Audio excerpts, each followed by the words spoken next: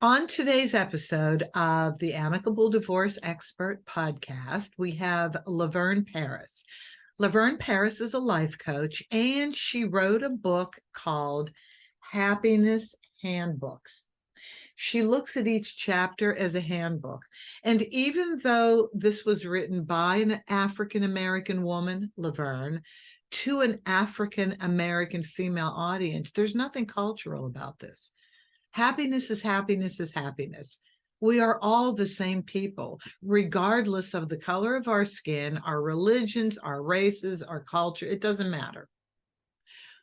When we're talking about happiness, happiness is a feeling. Happiness is the result of choices that we make that enhance who we are, that support our authenticity, that create for us hope, excitement, a view of the future that looks good.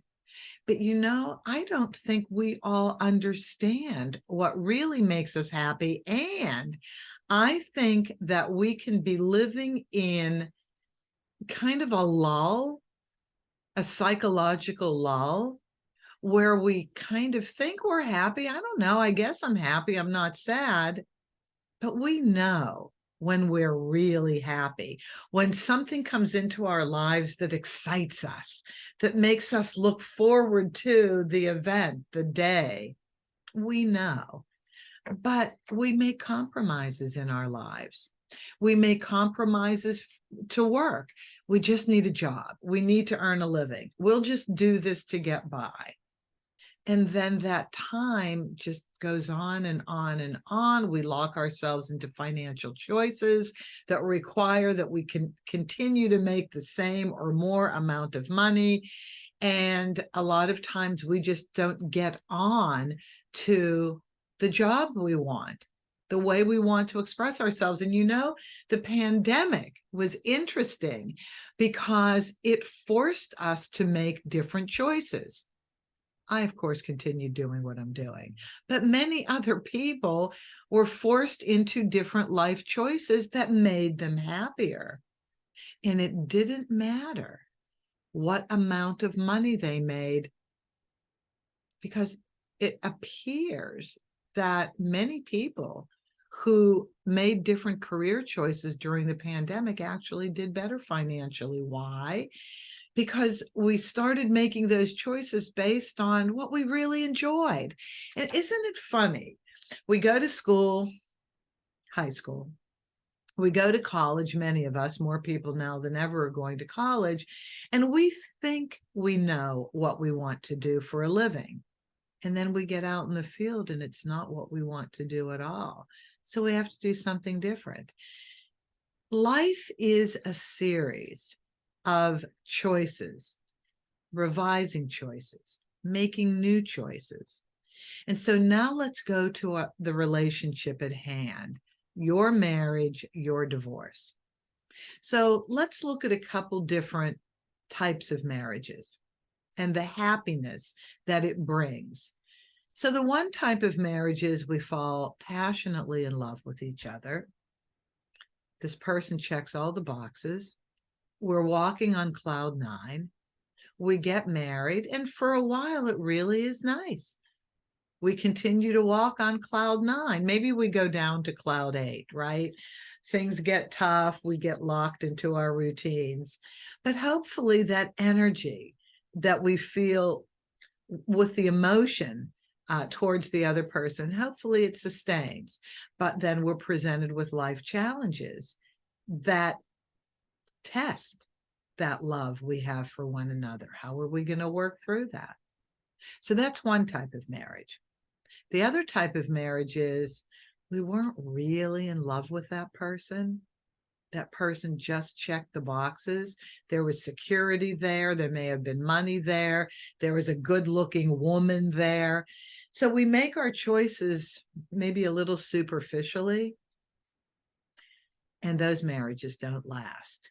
But isn't it interesting when those marriages don't last, there's still a lot of emotional upheaval and blame and anger and denial that we made a wrong choice to start with.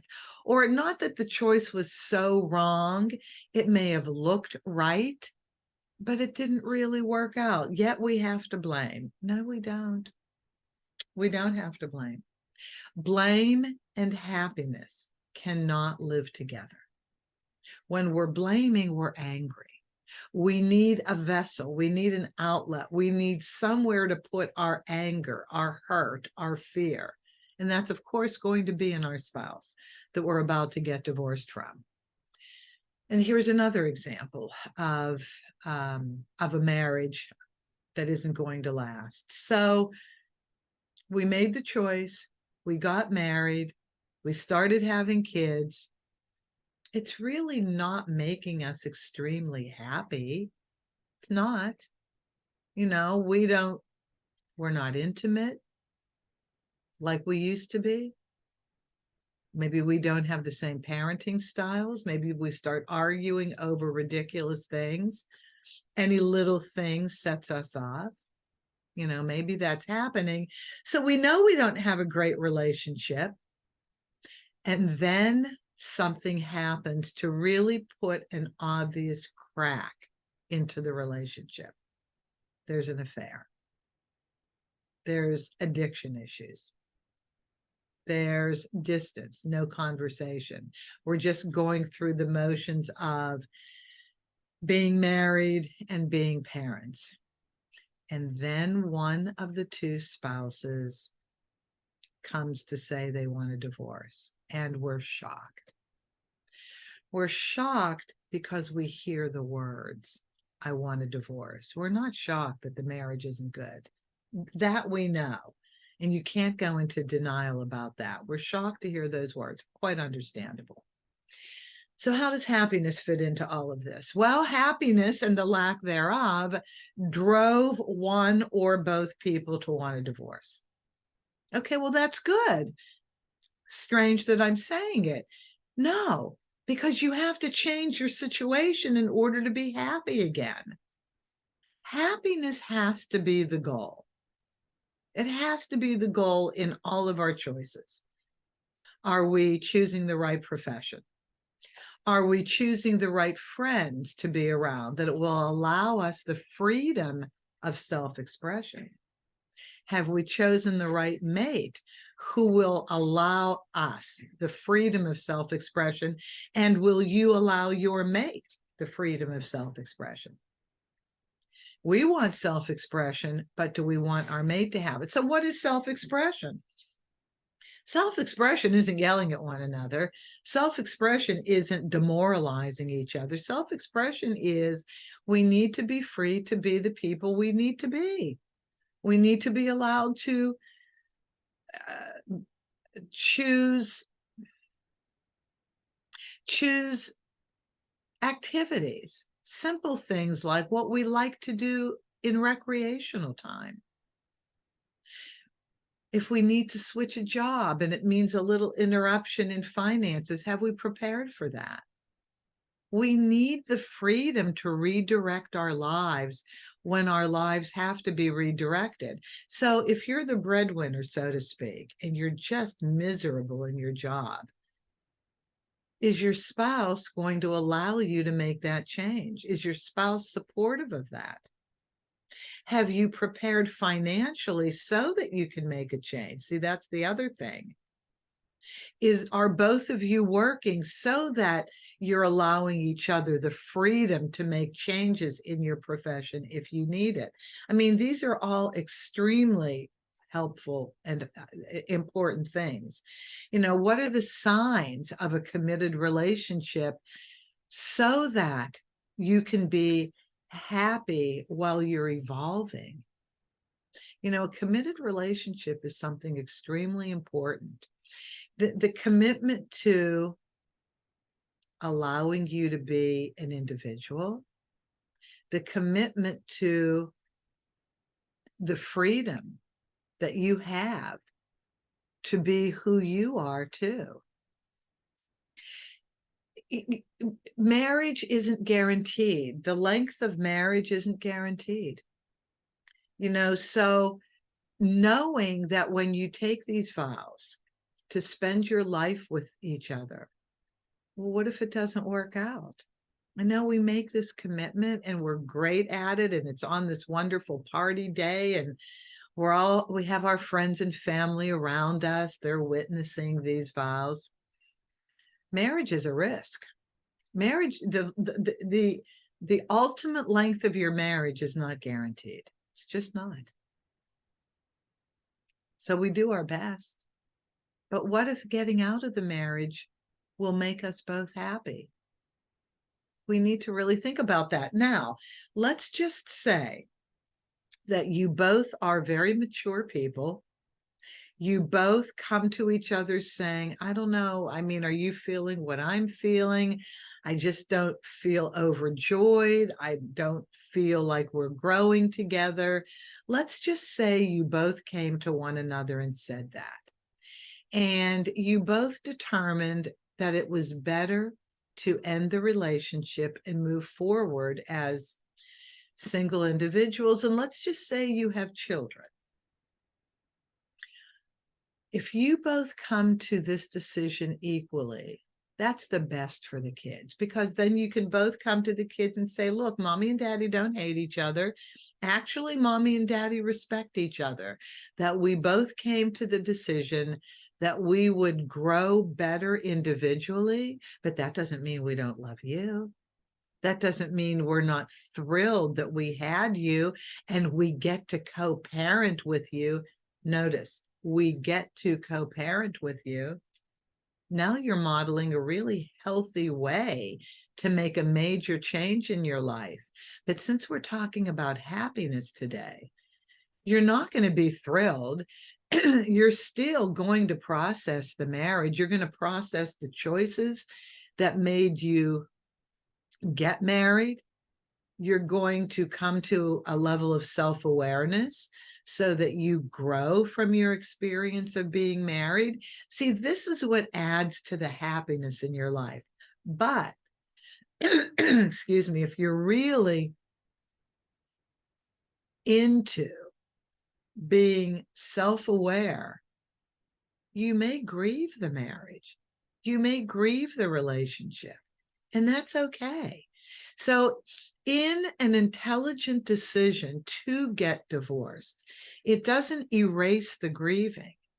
You're still going to go through a level of unhappiness because, look, you're going to remember the good times. You're going to remember when you were hopeful. You're going to remember when you were excited about seeing one another and had intimate contact with one another. You know, you're going to go through that, and that's okay. That's not lasting. That's healthy. You're supposed to go through that, and then you'll get happy again. So what are the signs of happiness? Your gut, your actual gut. I'm pointing to my stomach. That's one of the signs of happiness. How does your gut feel? Does your gut feel good? Do you feel, yeah, this resonates with me. This is a good choice. Yes, that's one of the signs of happiness. And another sign of happiness is, does this enhance who you are as a human being? This next choice.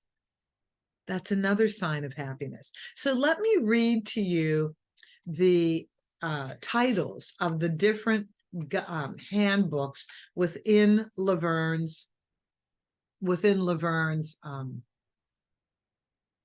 paperback here. Number 1, Happiness Handbook number 1.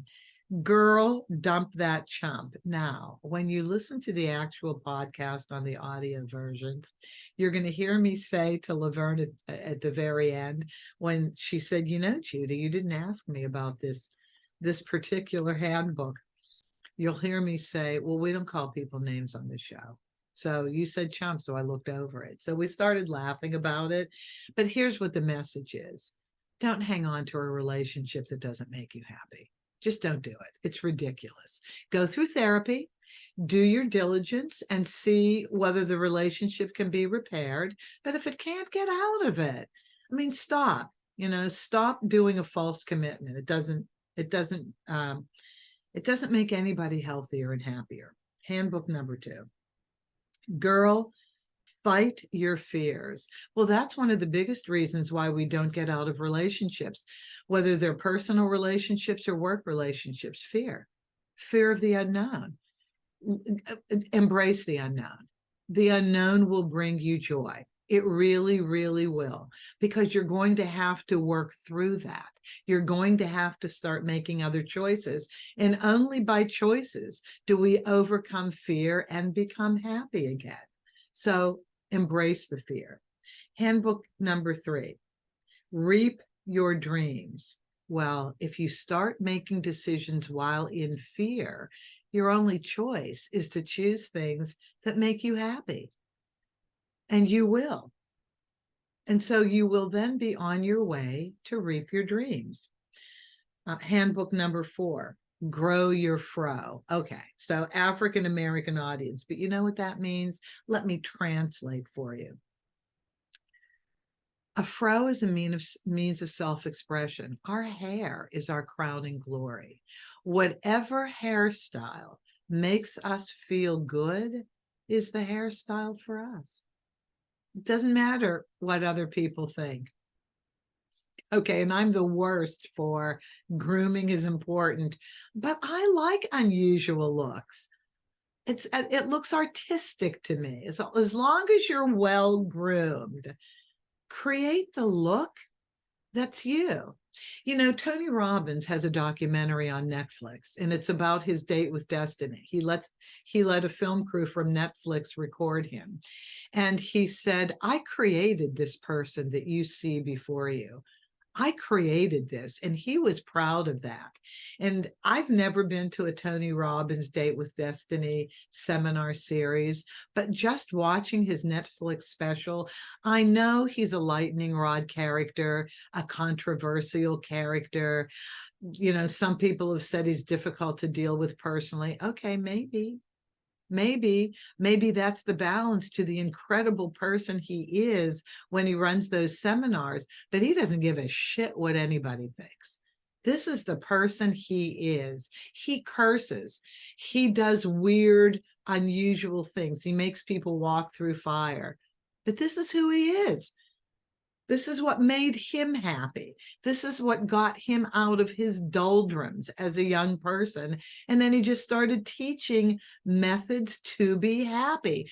Tony Robbins' seminar is all about being happy at your core. What's it going to take to make you happy at your core? And looking at yourself as a whole human being. Looking at yourself as a perfect person, getting rid of the bad habits that you were taught, or the ways of thinking that you were taught as a young person, getting rid of those and developing your own thoughts, your own decisions, your own lifestyles. That's the only way to be happy and to get in touch with who you are as a person. We all have so much more strength inside of us than we know. Exercising that strength, that's where our happiness core is. Okay, handbook number 5. Embrace your beauty. Okay, beauty is really subjective. You know, it's so interesting to me. And I had an issue with weight all my life.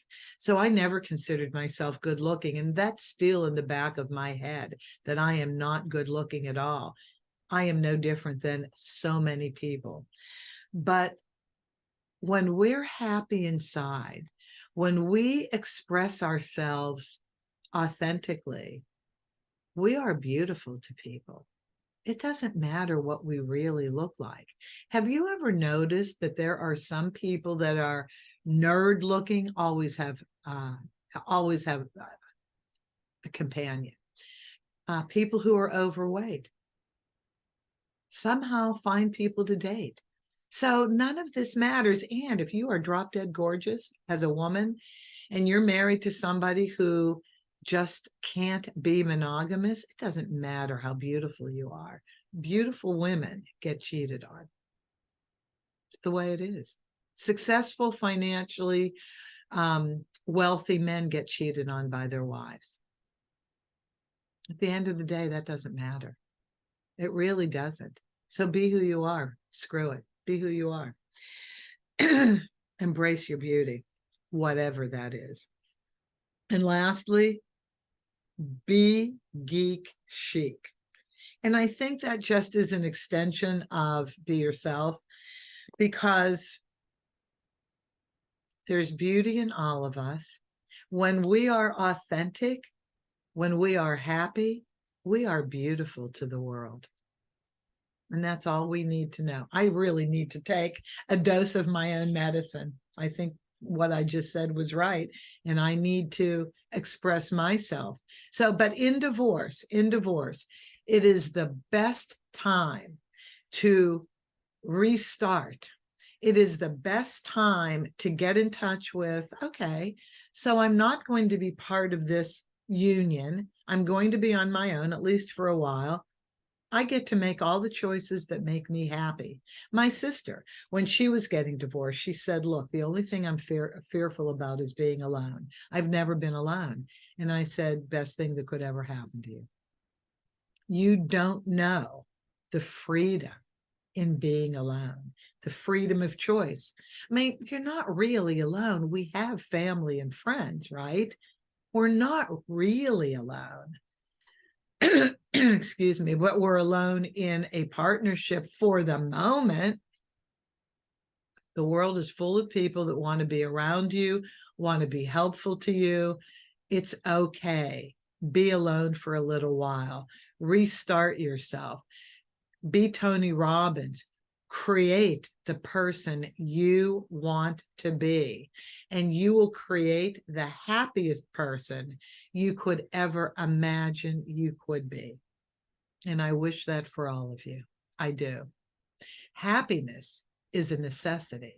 It's not a luxury. And that's how we all have to start thinking.